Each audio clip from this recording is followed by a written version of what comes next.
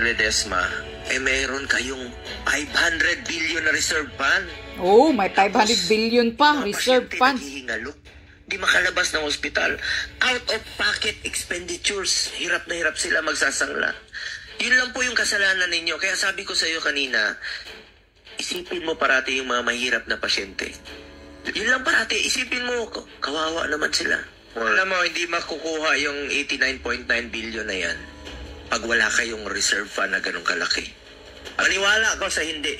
Agree. Kaya winalis yun dahil nakita nila na may excess fund ka. Yeah. Agree po. Agree. Legally, lusot nga kayo. But morally, unacceptable.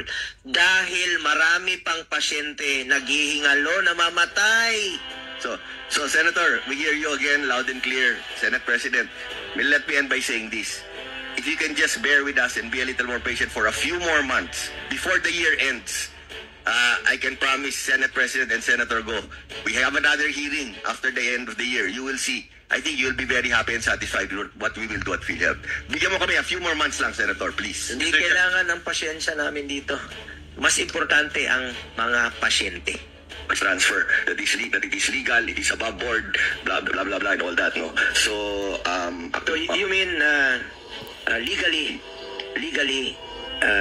possible po ito? Yes po.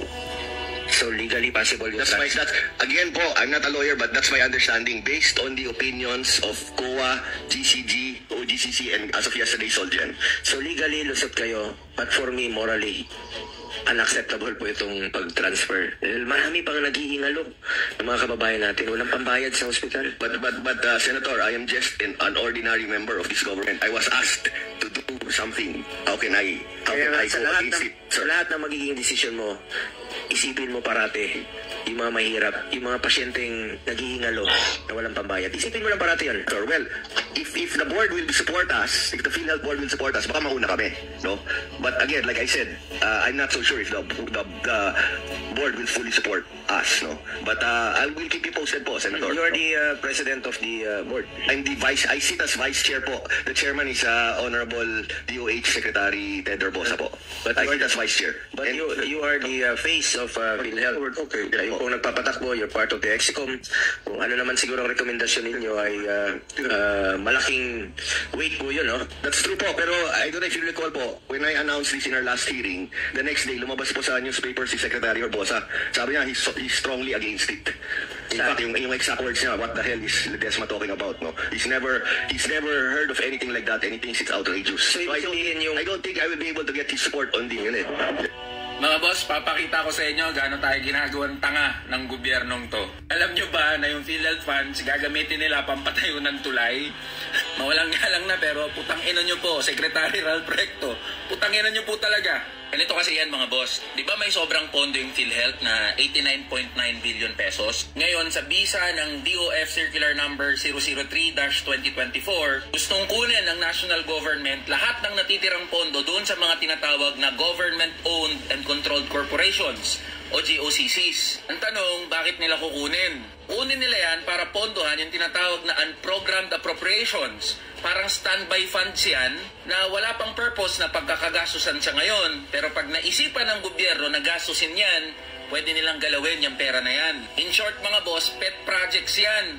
Korupsyon yan. Ngayon, wala nung nag-ingay tayo, yung mga grupo ng mga doktor at ibang mga grupo na wag galawin yung PhilHealth funds, yung kontribusyon ng mga members. Nagpatawag na ng hearing sa Senado at dumepensa ang DOF sa pangunguna ni Secretary Ralph Recto at sinabi, okay lang yan, legal naman yung pag-transfer ng pondo mula sa PhilHealth papunta sa national government. Ngayon, ang tanongin yan si Ralph Recto, ba't ba apurang-apura kayo na kunin yung pondo, saan nyo ba gagastusin niya? Sagot ng gagong secretary, ipampapatayo doon ng kalsada, ng tulay, tsaka ng subway project.